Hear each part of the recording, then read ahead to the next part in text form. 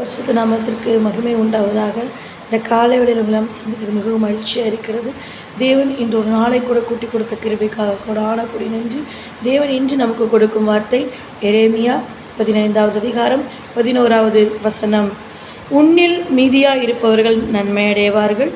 தீங்கின் காலத்திலும் நெருக்கத்தின் காலத்திலும் உனக்காக நான் சத்துருவுக்கு எதிர்பட்டு உனக்கு சகாயம் செய்வேன் என்று மெய்யாகவே சொல்கிறேன் என்று ஆண்டவர் இன்று நமக்கு வாக்கு கொடுத்திருக்கிறார்.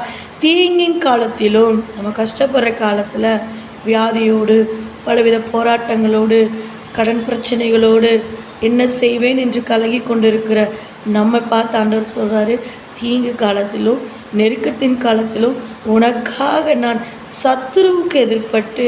ஆமென்.